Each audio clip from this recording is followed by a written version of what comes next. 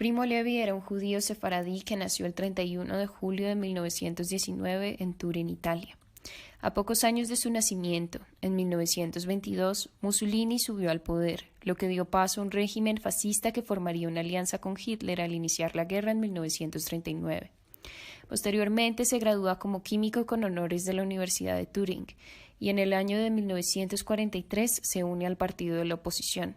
Sin embargo, Levi es capturado durante su batalla en los Alpes por la milicia italiana. En 1944 es enviado al campo de Fossoli durante un mes y luego es trasladado a Auschwitz junto con otros 650 judíos.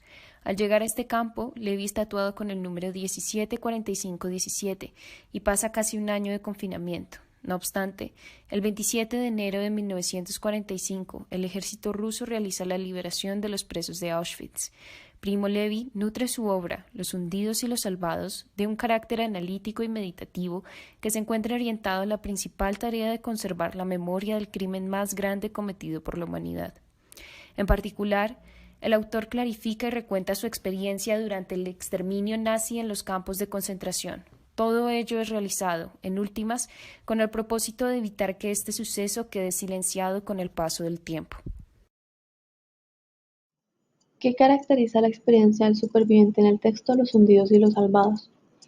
En primer lugar, consideramos que ésta se caracteriza por un profundo sentimiento de culpa. Según Primo Levi, esta vergüenza se puede dar como resultado tanto de los recuerdos que los supervivientes tienen sobre su falta de resistencia y su poca o nula solidaridad en los campos con otros prisioneros, como por el cuestionamiento de que preferentemente quienes sobrevivieron eran los que más se acoplaron al sistema violento y deshumanizante de los campos, los más insensibles, los colaboradores de la CSS, los espías. En segundo lugar, otro factor que marca la experiencia del superviviente es la hora de la liberación, que según Primo Levi para pocos fue un momento de felicidad y para muchos un momento de angustia, porque preocupaciones distintas a la supervivencia diaria retornaban a sus mentes.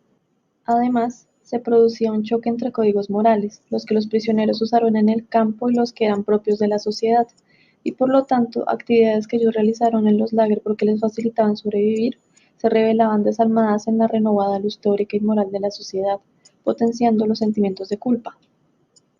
En tercer lugar, la experiencia del superviviente se caracteriza por dolor y malestar al rememorar, porque el hecho traumático ha marcado al superviviente, quien no puede desprenderse de los recuerdos y sentimientos asociados a ese hecho catastrófico. Asimismo, también se caracteriza por la desconfianza en los otros, incluso en la humanidad misma, porque ésta permitió que el evento pasara. Por otro lado, los supervivientes identifican a los responsables directos de su sufrimiento. A partir del texto, desarrollamos la siguiente definición de lo traumático. Es desestructurante, cambia a las personas y sus formas de ver el mundo. Una vez que el hecho traumático ha pasado, es muy probable que la persona cambie la concepción que tenía sobre sí misma y sobre los demás. Y así, igualmente, lo traumático no solo está conformado por el evento catastrófico, sino también por los recuerdos, que están cargados de sentimientos y significados. Lo traumático también puede estar influenciado por la magnitud del evento catastrófico, como es el caso de los campos de concentración en la vida y testimonio de Primo Levi. Además, lo traumático destruye los lazos sociales que la víctima mantenía con otros y elimina su confianza, dificultando la creación de nuevos lazos. Sin embargo, dependiendo de cuál haya sido el evento catastrófico y cómo lo procese la persona, ésta podría perder incluso la confianza en la humanidad y en la sociedad. Las personas que son víctimas de un evento traumático no solo pierden la noción del tiempo, sino que además pierden los lazos que los unen a su lugar de origen, su familia, sus raíces y a sí mismos. Por si fuera poco, estas personas pierden de vista que tuvieron que olvidar quiénes son para volverse seres sin poder de decisión ni identidad, que es lo necesario para no sufrir castigos, hambre, frío y hasta morir de la forma más dolorosa e inhumana jamás pensada. Primo Levi muestra que nadie sale a la libertad siendo el mismo que era antes de llegar a los campos de concentración, pero que tampoco los salvados son las mismas personas que sobrevivían como podían ante las adversidades a las que se enfrentaban en los campos de exterminio.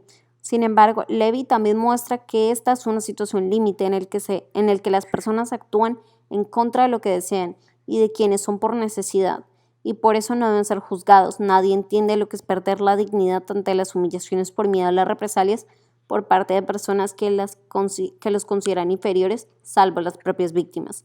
También se pierde hasta cierto punto la confianza en la humanidad que propició esto, en la medida en que nadie dimensiona hasta dónde puede llegar la maldad humana, hasta que llega a estos campos de exterminio que no solo debilitan hasta el más fuerte, sino que le arrebatan la esperanza hasta el más creyente. Además, se pierde hasta cierto punto la fe en sí mismo, el poder creer hasta dónde se es capaz de llegar por sobrevivir.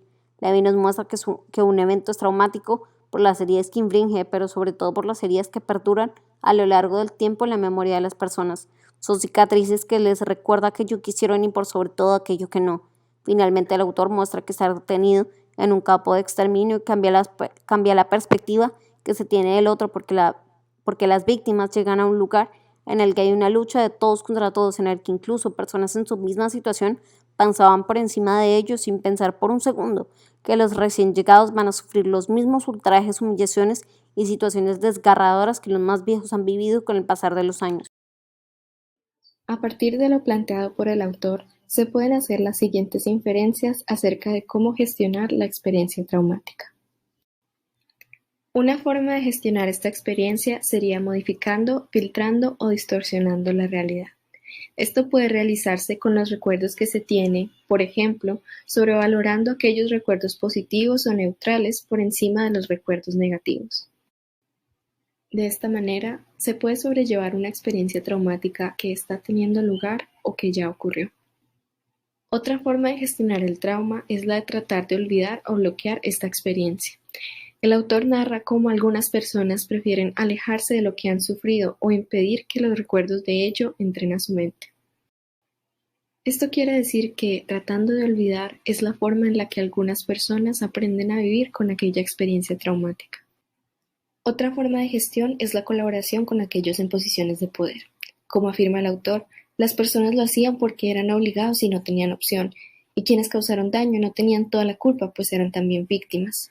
En estos casos, dicha complicidad era la forma que tenía la persona para hacer frente a la situación, defenderse y sobrevivir. Al estar recluidas en un lagar, las personas se veían en la necesidad de recurrir a la costumbre para afrontar el trauma. Los horrores de la vida cotidiana eran tales que una de las pocas formas de sobrellevarlos era acostumbrándose a ellos. Estos no dejaron de ser traumáticos, pero acostumbrarse puede haberles ayudado a no enloquecer y soportar la difícil situación. Una quinta forma de gestionar lo traumático sería tomando refugio en la espiritualidad y religión. Aquellos prisioneros que eran creyentes, sin importar su credo, hallaron en él una motivación para sobrellevar sus estancias en el lagar.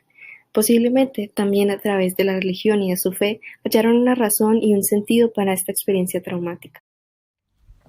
En el lazo social en la gestión de lo traumático, dentro de las extenuantes dinámicas de abuso y las deplorables condiciones de un campo de concentración, el sujeto se ve en la desesperada tarea de generar vínculos. Sin embargo, los prisioneros recién llegados deben sobrellevar el hecho de que no serían auxiliados por nadie, ni siquiera por aquellos desamparados que se ven atorados en la misma situación que él. De manera similar, se continuaba quebrantando la red social por medio del aislamiento de los ejes de irrevocable relevancia para el mundo social del individuo, la familia y el hogar. Como resultado, pierde la oportunidad de poder no solo intentar comunicarse con otros para aliviar su dolor, sino que también se queda desprovisto de un trozo de su humanidad. Asimismo, Primo Levi analiza las causas por las cuales, incluso en situaciones precarias como las del campo de concentración, ocurren actos de violencia perpetrados entre prisioneros. La desesperada desolación hace que con el tiempo se conformen grupos unificados por la descarga de sus frustraciones en el débil que aún conserva esperanza. Por otro lado, dentro del confinamiento no existía la oportunidad de poner en palabras lo sucedido. La necesidad de sobrevivir primaba sobre todo. Y en realidad tampoco existía alguien que pudiese tener la disposición de escuchar las angustias de otros. Sin embargo, ese perpetuo silencio no cambiaba en la libertad. La sociedad refutaba los testimonios del sobreviviente, ya que sus narraciones contenían tanto horror que era impensable que pudiesen ser verdad.